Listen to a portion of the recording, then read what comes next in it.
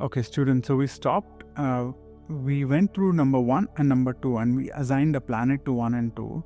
Now let's do 5, right? So the number 5 in all 3 numerologies is always about communication, adaptability and intelligence, okay? And the only planet that will suit number 5 is the planet Mercury, okay? Similarly, number 6 is always about harmony, beauty, love and all those things.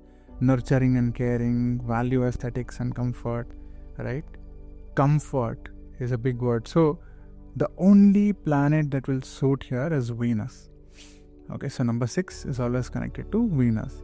Similarly, number 7 is always about a deep thinker, who's somebody who likes his solitude, somebody who's intuitive and analytical, somebody who's seeking spiritual truth. So the only person who can take this role is Ketu. Okay.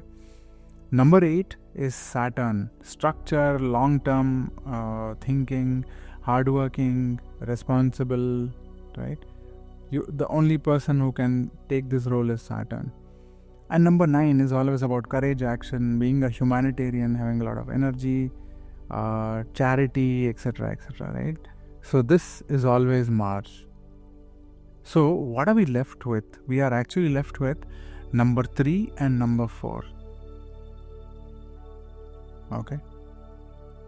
So now to be able to do number 3 and number 4, let's first do number 4, right? Number 4 is about a builder. A builder is somebody who breaks old structures, creates new structures, right? He's unconventional, is hardworking, practical, and he also challenges systems. Okay. 1 second, please. Okay. Right? And the only person who can play that role is Rahu. Okay. So if you want to know more about each one of these planets, I suggest you go through my Vedic astrology course. It's called as the simplest Vedic astrology course. It will also be available on YouTube, Udemy, on my Gurukul, Astro Raksha Gurukul also. Or if you want, you just ask me and I'll give you the link for it. Okay. Now, one last thing is number 3, right? So, if you go through Pythagorean numerology, Chaldean numerology, the number 3 is always represented by some things which are really not about wisdom. Okay, Jupiter is a planet of wisdom, growth, expansion, and such things. But number 3 is never the same, right? Number 3, the universal nature of number 3 is something close to creativity and such things, right? So for that, you will just need to go through my Pythagorean and Chaldean, where you will get to understand what is number 3. But now the problem is no other planets suit this role, and we have only one planet, so we assign Jupiter to it. Okay, number 3 has Jupiter. Jupiter is all about expansion, but number 3 universally does not say expansion. It's about growth, yes, but it's also about creativity, right? So the only possible logic that I could find for assigning Jupiter to number 3 is because we didn't have any other planets to represent this specific number, and so our people in 1900s, 1950s who were trying to create or associate numbers to planets, they just put Jupiter onto number 3, right? So you can remember it that way also. Okay, now let's go through the different numbers. We have only 3 core numbers, right? And it's very simple. The calculations are not that complicated as well, right? So Moolank is basically your birthday. Let's say you are born on 12th. If you are born on the 12th of any month, then the numbers 1 plus 2 is equal to 3. Your Moolank is 3. 3 represents Jupiter. Jupiter is about expansion and all that, right? So you have the first and foremost thing, that is Moolank. Now, what is Moolank? Moolank is the psychic number, right? What does it we are using birth date, so that means it's an inner vibration. So if it's an inner vibration, what does it say? It actually tells you about your inner personality, natural tendencies, emotional nature, and how a person behaves in daily life, right? So let's say your your day of birth is 23rd of December. So you say 2 plus 3 equal to 5. So 5 is your Mulang and 5 is Mercury, right? So you're intelligent, you like to travel, you're adaptable and such things, right? So let's see how to calculate Mulang. Take the day of the birth, step number 1. Take the day of birth, let's say 1, 2, reduce it to a single digit. 1 plus 2 equals 3. Okay, the final number is 3. 3 is your Mulang. If you were born on the 5th, then directly it is 5. If you were born on maybe 31st, then it is 4, right? So that's the calculation of Mulang. Now, how do you interpret Mulang? So you identify the planet associated with it. If I say, let's say it is number 6. Number 6 is Venus, right? So identify the planet. Step number 1.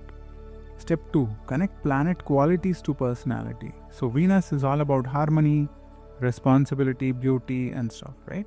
So connect this to that personality of the person whose profile you're making, right? Now, Venus is all about art and pleasure and luxury and all of that. So you can connect that.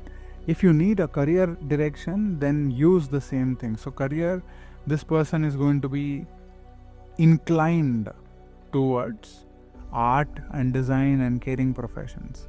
Okay, inclined towards, it's not a prediction. Inclined towards means a person will have interest in that field. He's creative, right? If you need more information about how to understand somebody's career, you just let me know, or reach out to me in the comments or somehow, and I'll teach you how to identify actual career profile using Vedic astrology and numerology. Okay. Identify relationship tendencies. Okay. That is step number 4. Step number 4 is, if your Mulang is number 6, you can identify in relationships you're going to be very loyal, supportive and romantic because you are number 6. So it's as simple as that. Venus is about luxury, pleasure, beauty, harmony and all that. So in a relationship, you will be very attractive, right? So that's how to interpret Mulang. Now, what if your Mulang is between 1 to 9, right? So let's see what happens in each case. If your Mulang is 1 number is always represented by Sun. Sun is the leader, he is the king, he is always assertive, he is always very independent, confident, original, etc. Right? So you will be strong-willed, creative ideas, self-motivation, challenges. Leaders are always stubborn or they are too proud. So that's one of the challenges. And style is always the style of a king, the style of Sun, right? Likes doing things their own way. Mulang number 2, that is Moon. So you will be emotional, sensitive, intuitive. Moon is all about intuition. And then good listener, gentle, supportive. It's like your mother, right? Moon is like your mother.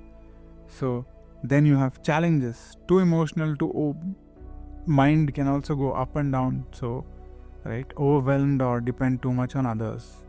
Style works best in partnership, avoids conflict. Moon does not go into conflicts ever, right? Mulang number 3, that is Jupiter, right? Jupiter is always about knowledge and expansion, but the real meaning of 3, the universal meaning, is also about being artistic, being creative, lively, inspiring, expression, enthusiasm and communication, right? So you can use this meaning. Number 4 is about a builder. A builder is disciplined, he is stable, he is responsible, he is practically organized, right? may resist change or get stuck in routines. He's a builder. He is very structured. He has long-term plans, right? So we say Rahu is not going to listen to you much. So you can use 4 to explain the concept of Rahu. Rahu is all about expansion, obsession, right? He's obsessed with building something. So that is Rahu.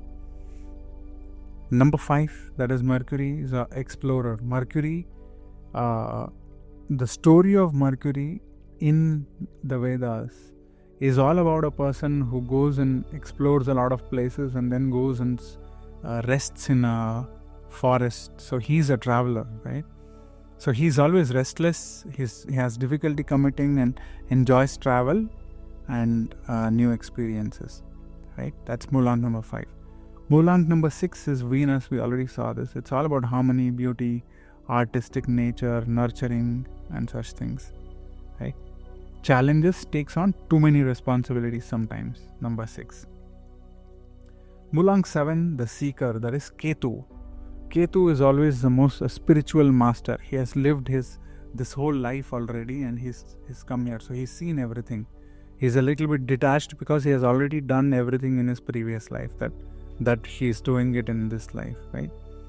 So it's all about analysis, spirituality, deep thinking. Can feel isolated. That's one of the challenges, right? So number 7, you will feel isolated. Reflective, likes learning and understanding mysteries. That is Mulant number 7. Okay. Mulant 8 is Saturn, the achiever. Hardworking, structured, determined, goal-oriented. Always success comes later in the life, right? That is number 8. Focused on long-term success and fairness.